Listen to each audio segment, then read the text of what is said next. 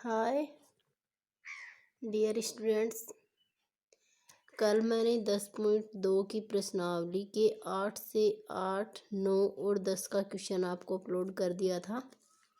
आज मैं उसी के आगे के 3 क्वेश्चन रह गए थे। इनमें एक क्वेश्चन बड़ा भी है, इसलिए मैंने छोड़ दिया था ताकि आपको समझ में आ जाए अच्छे से।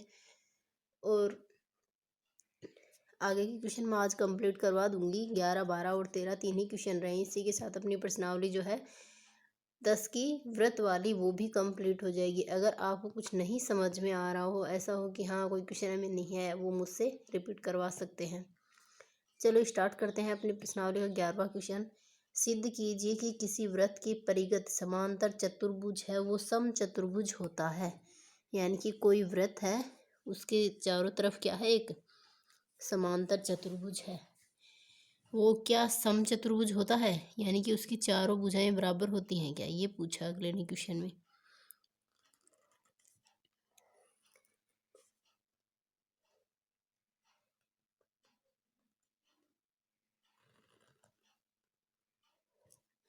ये है, थोड़ा सा मिस्टेक हो गया, कोई नहीं, पर अपने को तो पता होना चाहिए कि हाँ ऐसा कुछ था। P, Q, R और S, ये अपन ने इसको नाम दे दिए। ये A, B, C और D। देखो इसके अंदर क्या है कि एक ये चतुर्भुज है अपने को दिया हुआ, ABCD एक चतुर्भुज है, समचतुर्भुज है। इसके अंदर देखो, अब अपने को पता है कि AB है वो इक्वल है CD के। समचतुर्भुज है तो भुजाएं क्या होंगी, बराबर होंगी। फिर BC है वो भी AD के इक्वल होगी, क्योंकि भुजाएं समान है इसके अंदर। फिर देखो एक ही बिंदु से निकलने वाले बिंदु, यानी कि एक बिंदु से निकलने वाली स्पर्श रेखाओं की लंबाई भी समान होती है। तो इसी तरीके से TR बराबर क्या हो गया, DS। CR और CQ हो गए, CR बराबर CQ हो गया। फिर देखो इधर BP और BQ इक्वल हो गए, बराबर BQ। इधर AS और AP इक्वल हो गए, बराबर AP हो गए। अब अपन इन सब को क्या करेंगे, जोड़ देंगे। यानी कि कैसे, देखो DR plus CR plus BP plus AS, और बराबर में देखो इसी के DS plus CQ plus BQ plus AP जोड़ दिया। अब देखो इनको ऐसे ब्रैकेट में कर लेंगे, दो दो की पेयरिंग कर लेंगे अपन। अब इधर क्या होगा, DS और AS आएगा, यहाँ पे AP नहीं, ये इधर AP आएगा और इधर AS आएगा। तो इधर ये DS plus AS plus CQ plus BQ। अब देखो DR और CR मिलके क्या कर रही है, CD का फॉर्मेशन कर रही हैं। BP और AP दोनों मिलके कर रही हैं AB का निर्माण। बराबर में DS और AS मिलके कर रही हैं AD का निर्माण, प्लस CQ और BQ कर रही हैं BC का फॉर्मेशन।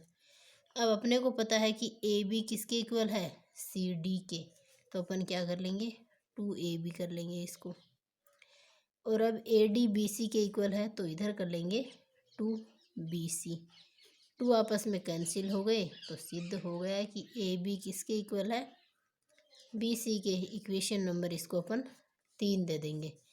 अब अपन देखेंगे कि समीकरण 1, 2 और 3 से, समीकरण 1, 2, 3 हमें क्या बताते हैं, AB बराबर CD बराबर BC बराबर AD इति सिद्धम। यही अपने को सिद्ध करना था कि क्या समांतर चतुर्भुज समचतुर्भुज है जो वृत्त के अंदर, वृत्त के चारों तरफ खींचा गया है। हाँ बिल्कुल है, क्योंकि देखो पहले तो समचतुर्भुज है तो उसकी भुजाएं बराबर होंगी। दूसरी, एक बिंदु से ही निकलने वाली स्पर्श रेखाओं की लंबाई है वो भी इक्वल होती है, तो अपन ने इक्वल कर लिया, सभी को जोड़ दिया तो अपने पास ये निकल आया। क्वेश्चन नंबर 12, 4 सेंटीमीटर त्रिज्या वाले वृत्त के परिगत एक त्रिभुज ABC इस प्रकार खींचा गया, मतलब कि इसकी जो त्रिज्या है ना वो 4 सेंटीमीटर है वृत्त की। फिर इसने बोला है कि इसमें त्रिभुज ABC इस प्रकार खींचा है कि रेखाखंड BD और DC जिनमें स्पर्श बिंदु D द्वारा BC विभाजित है। BD ये बिंदु D है, BD और CD जो दोनों ही स्पर्श रेखाओं के वो हैं, स्पर्श रेखाएं हैं जो D द्वारा BC विभाजित है, यानी BC को इसने दो जगह बांट दिया। उनकी लंबाई 8 सेंटीमीटर और 6 सेंटीमीटर है। भुजा AB और AC ज्ञात कीजिए। क्वेश्चन काफ़ी बड़ा है क्योंकि इसके अंदर सबसे पहले त्रिभुज ABC का निकालना पड़ेगा, फिर अलग अलग करना पड़ेगा इन सबको। तो देखो सबसे पहले तो अपन जहाँ पे स्पर्श रेखाएं टच हैं उनको मिला देते हैं।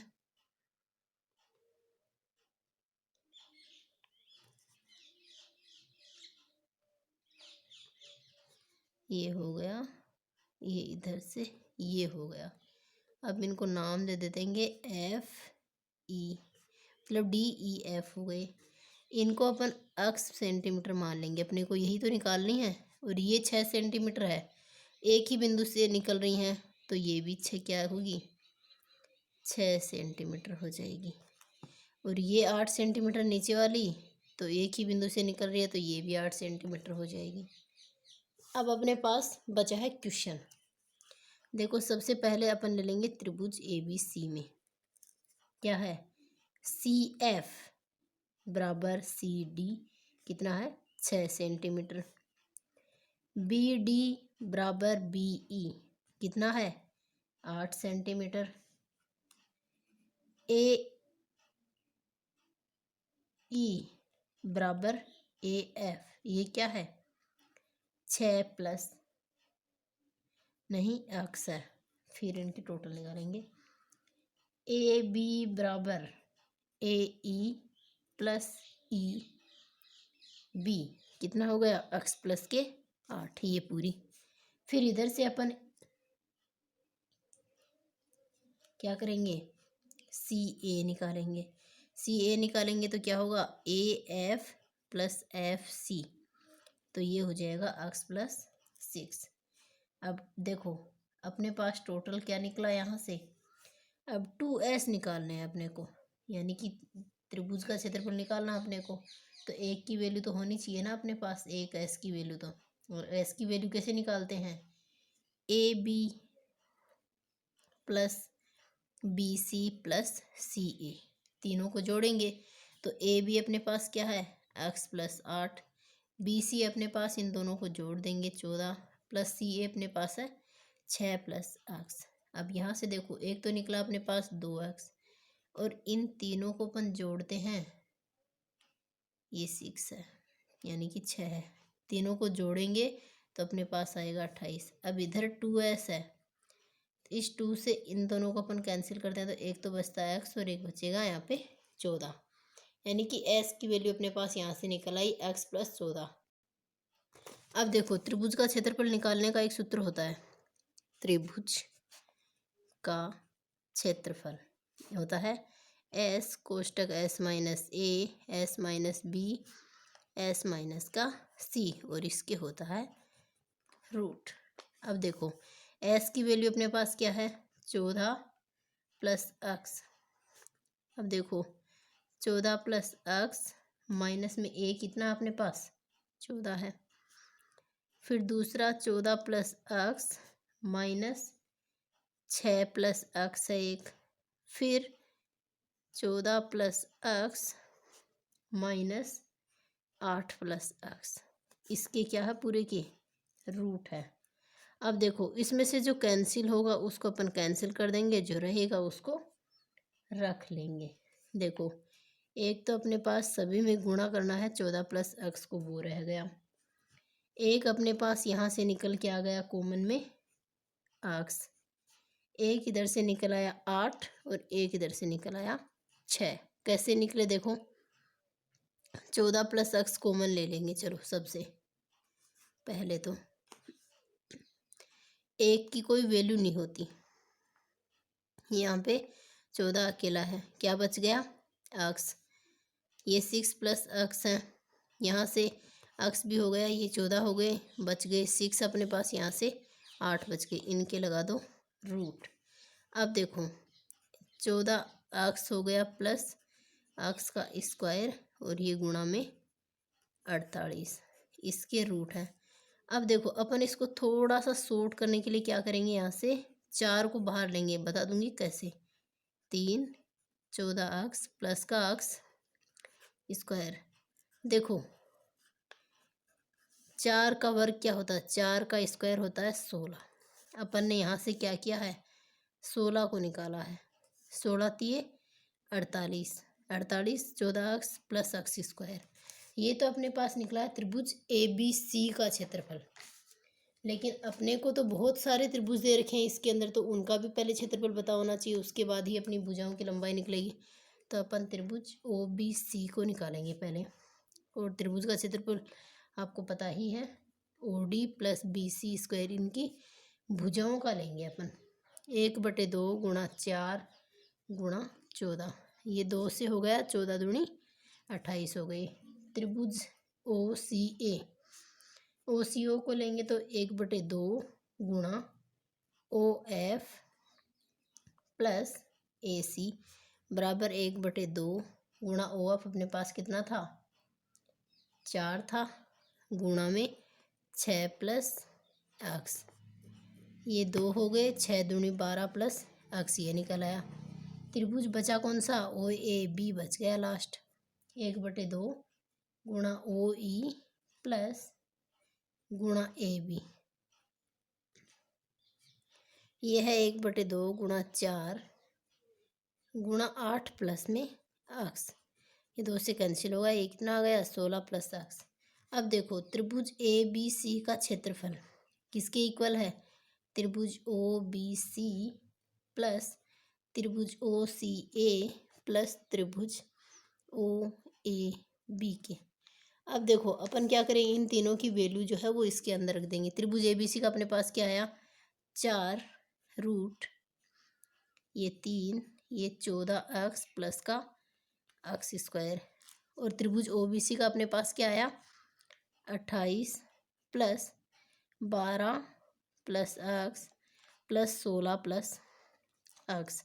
अब इनको अपन जोड़ते हैं, सारों को अपन जोड़ेंगे तो अपने पास आएगा 56 प्लस के 4 अक्स, और इधर 4 तो है ही, और रूट के अंदर 3 कोष्टक 14 अक्स प्लस का अक्स स्क्वायर। अब देखो ये इधर तो है ही 4 3 14 अक्स प्लस का अक्स स्क्वायर, बराबर में इधर अपन कॉमन ले लेंगे, 14 प्लस अक्स हो गई।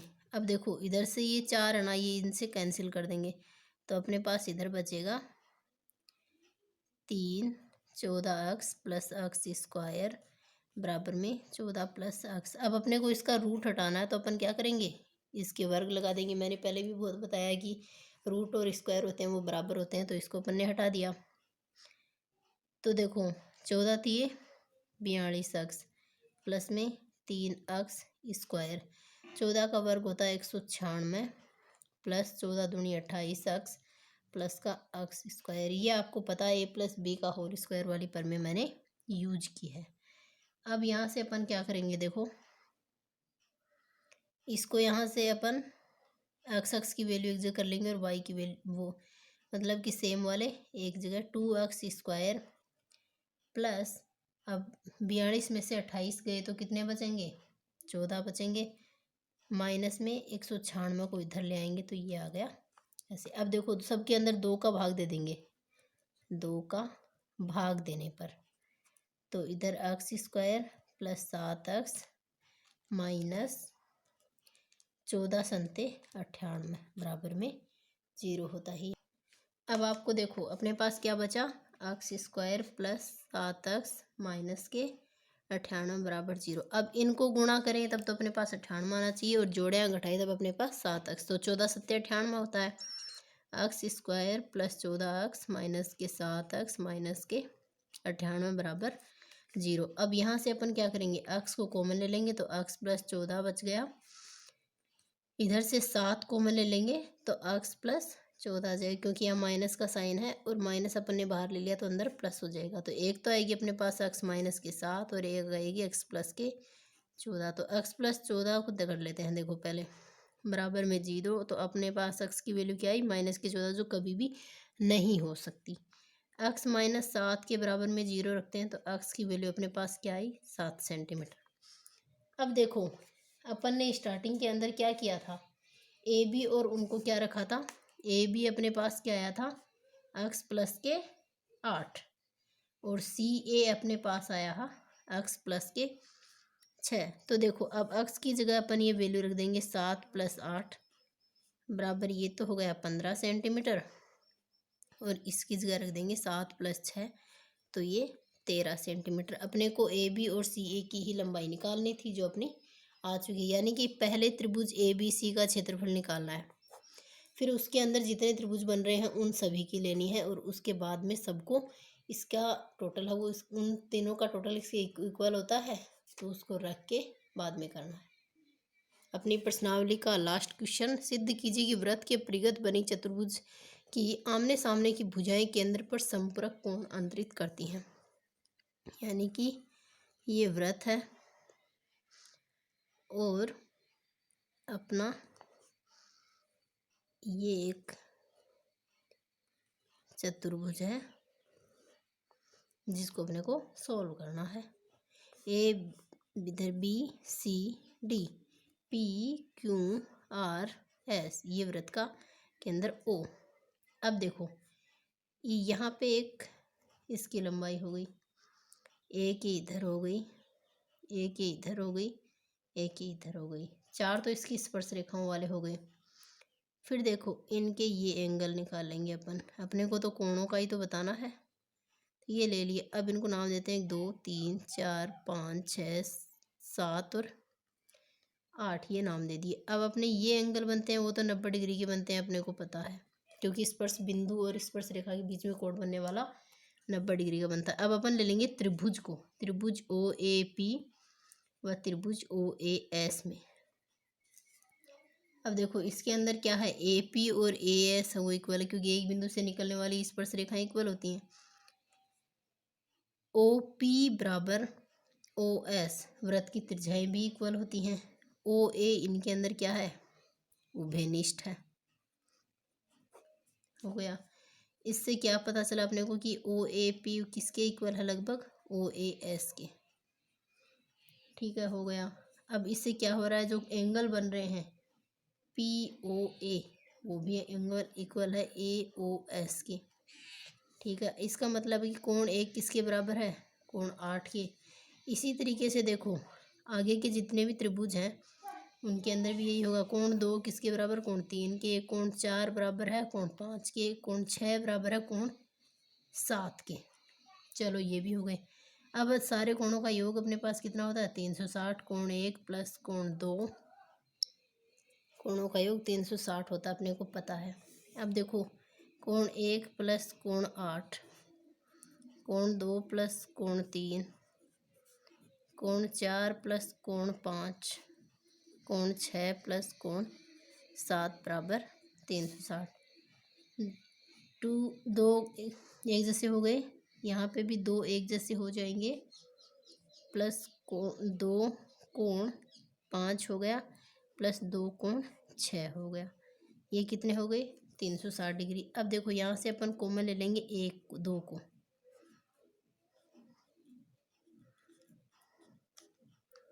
अब इससे इसको कैंसिल कर देंगे तो क्या हो गया, 180 डिग्री हो गया, यानी कि 180 डिग्री हो गई। अब देखो अपने पास यहाँ से क्या निकल के, कोण 1 + कोण 2 + कोण 5 + कोण 6 बराबर 180 डिग्री।